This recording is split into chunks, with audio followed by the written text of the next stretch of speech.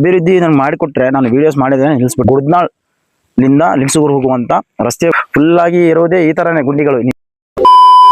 ನಾನು ಮಾಡ್ತಿರುವಂಥದ್ದು ವಿಡಿಯೋಸ್ಗಳು ಅಭಿವೃದ್ಧಿಗಾಗಿ ಮಾತ್ರನೇ.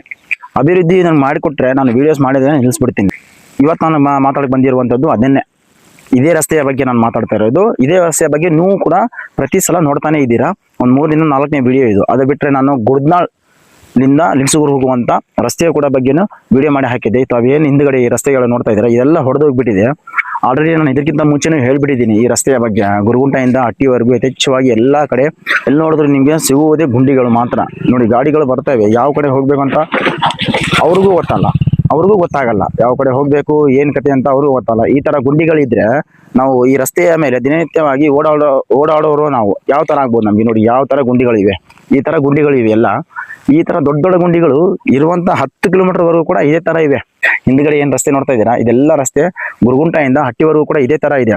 ನಾನು ಕೇಳ್ಕೊಳ್ಳೋದು ಅಷ್ಟೇನೆ, ರೀಸೆಂಟ್ಲಿ ಆಗಿ ನಮ್ಮ ಪ್ರಧಾನಮಂತ್ರಿ ನರೇಂದ್ರ ಮೋದಿ ಅವರು ಕರ್ನಾಟಕಕ್ಕೆ ಬಂದಿದ್ರು. ಆವಾಗ ನಮ್ಮ ಮಾನ್ಯ ಮುಖ್ಯಮಂತ್ರಿಗಳಾದ ಸಿದ್ದರಾಮಯ್ಯನವರು ಒಂದು ಅದ್ಭುತವಾಗಿ ಅಭಿನಂದನೆ ಸಲ್ಲಿಸಿ ಅವರಿಗೆ ಬರ ಮಾಡಿಕೊಂಡರು. ಓಕೆ, ಅದರ ಜೊತೆಗೆ ಅವರು ಕೆಲವೊಂದು ಬೇಡಿಕೆಗಳನ್ನು ಇಟ್ಟರು.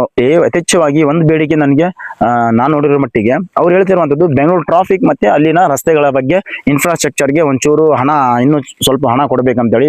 ಹೌದು, ಬೇಡಿಕೆ ಇಟ್ಟಿದ್ದೀರಾ, ಸರಿಯಾಗಿದೆ, ಇಡಿ, ತೊಂದರೆ ಏನಿಲ್ಲ. ಬಟ್ ನಮ್ಮ ಕಲ್ಯಾಣ ಕರ್ನಾಟಕ ಬಗ್ಗೆ ಕೂಡ ಒಂಚೂರು ಬೇಡಿಕೆ ಇಡ್ಬೋದಿತ್ತು. ನಮ್ಮ ಉತ್ತರ ಕರ್ನಾಟಕ ಈ ತರ ಎಲ್ಲ ರಸ್ತೆಗಳು ಹಾಳಾಗಿವೆ, ಕುಡಿಯುವ ನೀರಿನ ಬಗ್ಗೆ ಸಮಸ್ಯೆ ಇದೆ, ಓದುವ ಶಾಲೆಯ ಬಗ್ಗೆ ಸಮಸ್ಯೆ ಇದೆ.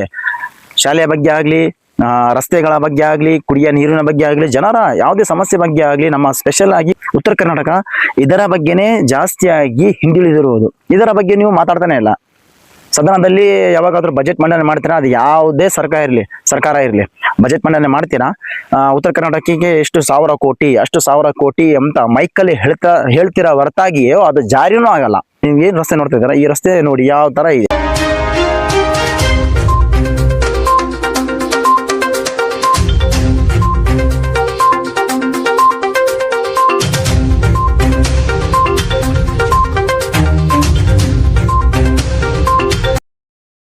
ನೋಡಿದ್ರಲ್ಲ, ಒಂಚೂರು ನಮ್ಮ ಉತ್ತರ ಕರ್ನಾಟಕದ ಎಲ್ಲಾ ಶಾಸಕರು ಒಗ್ಗೂಡಿ ತಮ್ಮ ಪಾರ್ಟಿಯನ್ನು ಬದಿಗಿಡಿ. ಮೊದಲು ನೀವು ಯಾವುದೇ ಪಕ್ಷದವರಾಗಿರ್ಲಿ, ಅದು ನಮ್ಮ ಸಂಬಂಧ ಇಲ್ಲ, ನಮಗೊಂದು ಅಭಿವೃದ್ಧಿ ಮಾಡಿಕೊಟ್ಬಿಟ್ರೆ ಅಷ್ಟೇ ಸಾಕು.